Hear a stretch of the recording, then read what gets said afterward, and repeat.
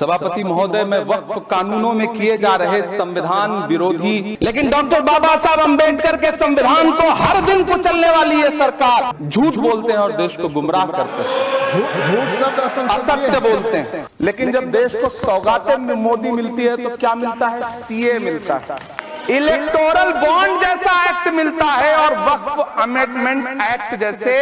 ये दुनिया नफरतों के आखिरी स्टेज पर है, इलाज इसका मोहब्बत के सिवा कुछ भी नहीं होगा। सभापति महोदय, हम ही को कातिल कहेगी दुनिया, हमारा ही कत्लेआम होगा।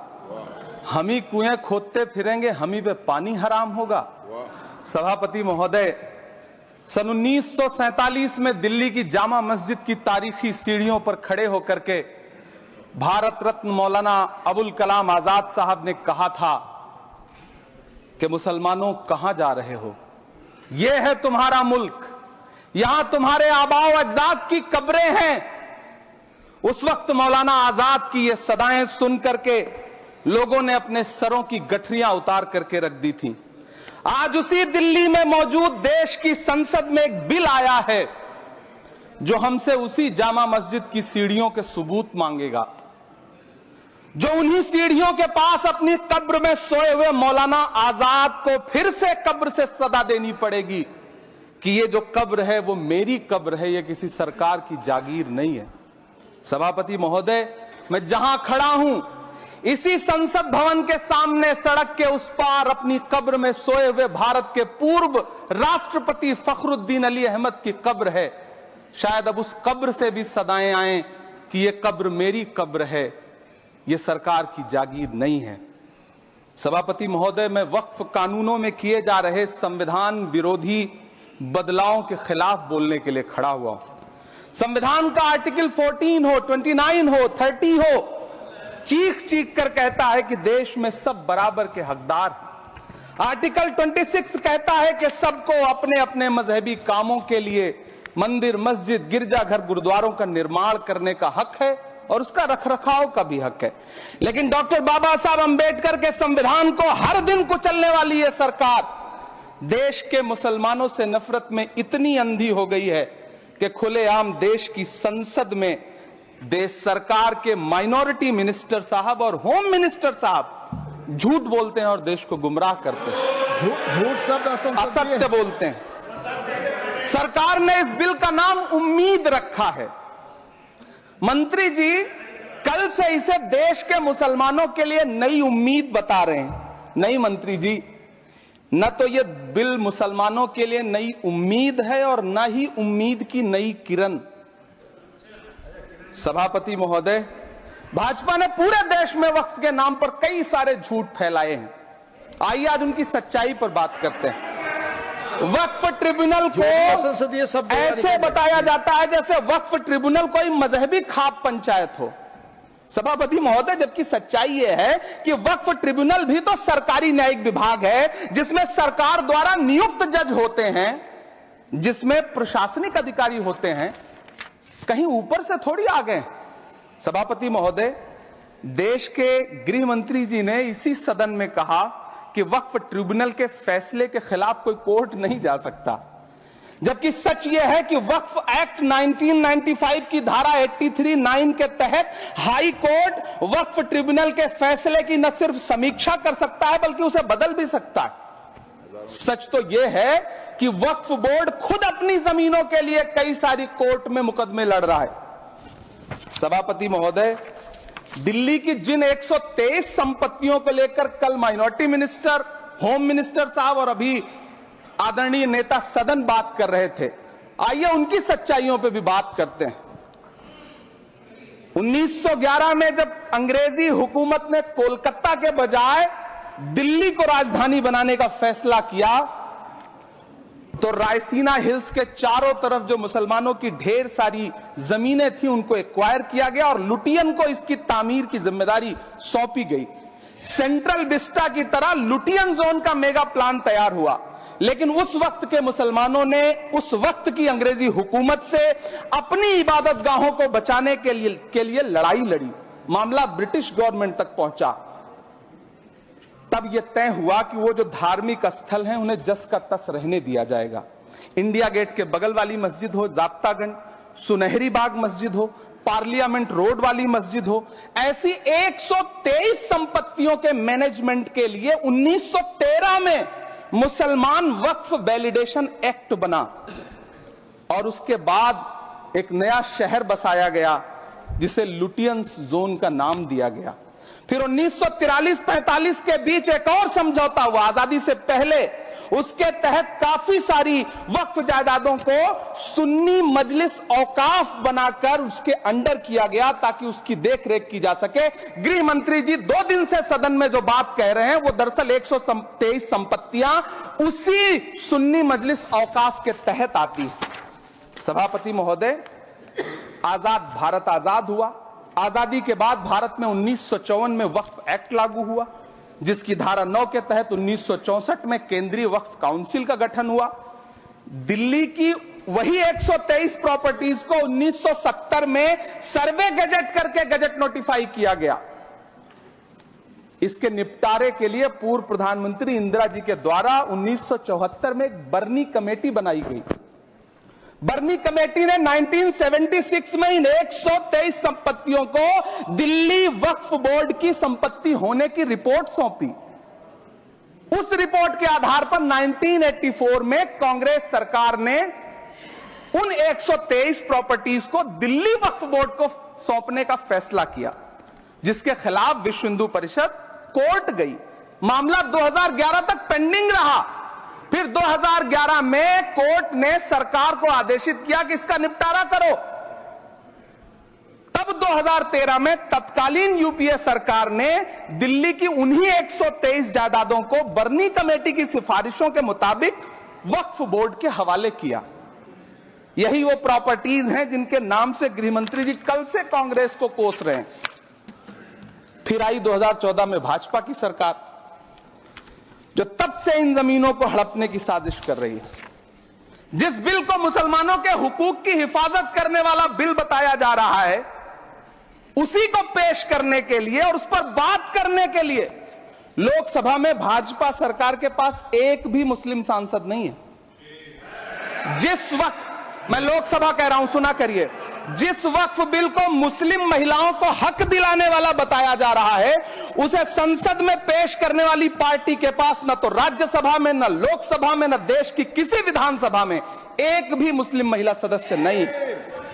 कल किरण रिजिजू जी कह रहे थे कि रेलवे की जमीनें देश की जमीनें हैं, डिफेंस की जमीनें देश की जमीनें हैं। हां मंत्री जी, हैं, बिल्कुल हैं। ये जो वक्फ की जमीनें हैं, ये हमारे पुरखों ने धार्मिक कामों के लिए डोनेट किया है, तो हम भी तो इसी देश के नागरिक हैं, हम भी तो इसी देश के बेटे हैं, तो वक्फ की जमीनें भी तो इसी देश की जमीनें हैं। उनको पराया क्यों बोलते हैं आप? सभापति महोदय, अशफाकुल्लाह खान जब फैजाबाद की जेल में फांसी के फंदे पर झूल रहे थे, तो इसी देश की जमीन के लिए झूल रहे थे ना। सभापति महोदय, अंडमान की जेल में काला पानी की सजा काटकर अपनी जान देने वाले मौलाना फजले हक खैराबादी हो या शेर खान अफरीदी हो, वो भी तो इसी जमीन के लिए अपनी जान दे रहे थे ना। सभापति महोदय, पाकिस्तान के खिलाफ लड़ते हुए अपनी जान देने वाले महावीर चक्र विजेता ब्रिगेडियर उस्मान हो या पाकिस्तान के पैटर्न टैंक उड़ाने वाला परमवीर चक्र विजेता वीर अब्दुल हमीद हो, वो भी तो इसी जमीन के लिए अपनी जान दे रहा था ना। और मंत्री जी, मैं इस सदन में अलल ऐलान ये कहता हूं कि जब भी इस देश की जमीन को लहू की जरूरत होगी, आपसे 2 कदम आगे इमरान खड़ा मिलेगा, ये मैं आपसे यकीन दिलाते हुए कह रहा हूं। सभापति महोदय, मैं सरकार से कहना चाहता हूं, हमसे हमारी इबादत गाहें तो मत छीनिए ना, हमारे घरों पे बुलडोजर तो मत चलाइए ना, हमारी कब्रों में तो हमें सुकून से सोने दीजिए ना। सभापति महोदय, माइनॉरिटी मिनिस्ट्री का बजट कट करके, मुस्लिम बच्चों की स्कॉलरशिप बंद करके अब सरकार कह रही है कि हम वक्फ की आमदनी से गरीब मुसलमानों का भला करेंगे। गुजरात की बेटी बिल्किस के बलात्कारियों की रिहाई के बाद उन्हें माला पहनाने वाली लोगों के नेता ये कह रहे हैं कि यह बिल मुस्लिम महिलाओं को उनका हक दिलाएगा। धन्यवाद मोदी जी, क्या बढ़िया सौगातें मोदी दे रहे हैं आप। पहले हमें गुजराते मोदी दिया, आप सौगाते मोदी दे रहे हैं। लेकिन यह सरकार इतना याद रखे कि इसी ठसक के साथ देश की संसद में सीए का कानून भी लाया गया था और कहा गया था बड़े बड़े भाषण देकर के कि पड़ोसी देशों से हिंदू भाइयों को ला करके यहां नागरिकता दी जाएगी। लेकिन मैं आपके संज्ञान में लाता हूं सर कि पिछले इतने दिनों में इनसे नागरिकता लेने के लिए 2000 व्यक्ति भी नहीं आए, जबकि इसके उलट इन्हीं की सरकार में पिछले 10 साल में 15 लाख से ज्यादा भारतीयों ने भारत की नागरिकता छोड़ करके दूसरे देश में जाकर के बस गए। यह हुआ उस कानून का अंजाम। सभापति महोदय, इसी तरह की जिद के साथ किसानों के खिलाफ भी कानून लाए गए थे। जिस तरह आज वक्फ के फायदे गिनाए जा रहे हैं, उसी तरह से किसानों को भी कृषि कानूनों के फायदे गिनाए गए थे। लेकिन अंजाम क्या हुआ? 700 किसानों की शहादत लेने के बाद सरकार को अन्नदाता किसानों के सामने घुटने टेकने पड़े और कृषि कानून वापस लेने पड़े। जिल्ले इलाही, जमहूरियत जो है वो नफरत और ठसक से नहीं चलती है, अकड़ से नहीं चलती है, उसमें सबकी हिस्सेदारी जरूरी है। कल देश के माइनॉरिटी मिनिस्टर ने लोकसभा में खड़े होकर एक शेर सुनाया था कि मुझसे कोई बदगुमान न हो, तो मैं उन्हें एक शेर सुनाना चाहता हूं कि मैं आज जद पे हूं तो इतना खुशगुमान न हो, मैं आज जद पे हूं तो इतना खुशगुमान न हो, चराग सबके बुझेंगे हवा किसी की नहीं। नीतीश कुमार जी हो, चंद्रबाबू नायडू जी हो, चिराग पासवान जी हो, जयंत चौधरी जी हो, देवे गौड़ा जी हो, जीतन राम मांझी जी हो, सबको समझना पड़ेगा कि जब जंगल में आग लगती है तो न वो बरगद बचते हैं जो हवा को आंधी में तब्दील करते हैं, न वो बांस बचते हैं जो आपसी रगड़ से चिंगारी पैदा करते हैं। सभापति महोदय, जब देश को मनमोहन सिंह साहब जैसा काबिल प्रधानमंत्री मिलता है तो देश को आरटीआई जैसा एक्ट मिलता है, सेज जैसा एक्ट मिलता है, मनरेगा जैसा एक्ट मिलता है, लिबरलाइजेशन मिलता है, राइट टू एजुकेशन मिलता है, नेशनल फूड सिक्योरिटी एक्ट मिलता है। लेकिन जब देश को सौगातें मोदी मिलती है तो क्या मिलता है? सीए मिलता है, फॉर्म्स लॉ मिलता है, आर्टिकल 370 मिलता है, इलेक्टोरल बॉन्ड जैसा एक्ट मिलता है और वक्फ अमेंडमेंट एक्ट जैसे बिल देश को मिलते हैं। मुझे तो अपने हमवतन भाइयों से पूछना है कि आपको अपने बच्चों की तरक्की, खुशहाली और नौकरी की दरकार है या फिर मुसलमानों की दान की गई जमीनों को लूटकर धन्ना सेठों को देने की साजिश करने वाले कानून की? सभापति महोदय, यह सरकार रात के 3 बजे तक पूरे देश को जगा करके संसद में अपने ही नागरिकों को नीचा दिखाने के लिए वक्फ बिल ला रही थी, तो उधर रात के 1:30 बजे अमेरिका हम पर 26% टैरिफ लगा रहा था। सरकार की प्राथमिकताएं देश को पता। सभापति महोदय, मैं बहुत भावुक हूं आज, और मुझे अच्छा लगा कि आदरणीय नेता सदन जगत प्रकाश नड्डा जी ने बहुत अच्छी बातें भी की, मन से बातें की। क्योंकि उनके नाम में प्रकाश जुड़ा है तो मैं उनमें हमेशा एक रोशनी की किरण देखता हूं। मैं उनके सामने बहुत अदब से यह बात कहना चाहता हूं कि चरागों के सफर में दबदबा हो आंधियों का तो फिर अंजाम जुल्मत के सिवा कुछ भी नहीं होगा। यह दुनिया नफरतों के आखिरी स्टेज पर है, इलाज इसका मोहब्बत के सिवा कुछ भी नहीं होगा। मैं भावुक हूं, मेरी पलकें गीली हैं। अगर देश की एक बहुत बड़ी आबादी को लगता है कि आप उसका भला करने के लिए नहीं बल्कि उनकी इबादतगाहों, उनकी कब्रिस्तानों, उनकी खानकाहों को बर्बाद करने का बिल ला रहे हैं, तो फिर आप अगर समझाने में नाकामयाब रहे हैं तो यह आपकी नाकामयाबी है। पहले समझाइए, उसके बाद कोई बिल लेकर के आइए, तब शायद हम आपका इतनी पुरजोर तरीके से विरोध ना करें। लेकिन सभापति महोदय, मैं अंत में सिर्फ इतना कहना चाहता हूं कि इस बिल में जो भी पॉइंट्स दिए गए हैं, बॉम्सी पोर्टल देख लीजिए, सरकार का झूठ आपको पकड़ में आ जाएगा।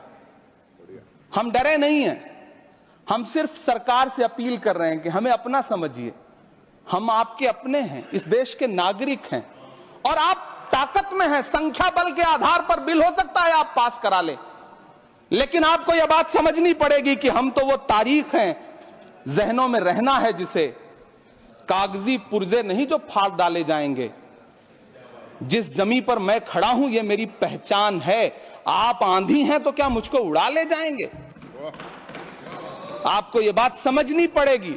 आपको अगर इतना विपक्ष की तरफ से पहले जेपीसी में इतने सारे पॉइंट्स आए और उसके बाद कल से लोकसभा में और राज्यसभा में सुझाव आप सुनने को तैयार नहीं है, लोगों की शंका को दूर करने के बारे में आप बिल्कुल सोच नहीं रहे, बस आप कह रहे हैं यह बिल उम्मीद की नई किरण है। नहीं साहब, इसे भले किरण जी लेके आए हैं लेकिन ये उम्मीद की नहीं बल्कि नाउम्मीदी की किरण है। और इस देश की एक बहुत बड़ी आबादी इस बात से खदशे में है, शक में है कि आप सीधे उनकी जमीनों को लूट करके धन्ना सेठों को बेचना चाहते हैं। मेरी अब भी आपसे अपील है कि इस बिल को वापस लीजिए। यह बिल कहीं से आपके अपने नागरिकों के लिए अच्छा नहीं है। यह बिल सिर्फ इस देश के मुसलमानों को नीचा दिखाने का और अपने एक ऐसे मतदाता वर्ग को खुश करने का बिल है जिनको इस बिल के पास हो जाने से कुछ मिलेगा भी नहीं। लेकिन आप एक नैरेटिव देना चाहते हैं, एक मैसेज देना चाहते हैं। मेरी आपसे अपील है कि कृपया ये जो सबका साथ सबका विकास का नारा है, इस नारे को रत्ती भर तो चरित्रार्थ कर दीजिए। बहुत बहुत धन्यवाद। ಹೆಚ್ಚಿನ ವಿಡಿಯೋಗಳಿಗೆ ಪ್ರತಿಧ್ವನಿ ಯೂಟ್ಯೂಬ್ ಚಾನೆಲ್ ಸಬ್ಸ್ಕ್ರೈಬ್ ಮಾಡಿ, ಬೆಲ್ ಐಕಾನ್ ಕ್ಲಿಕ್ ಮಾಡಿ।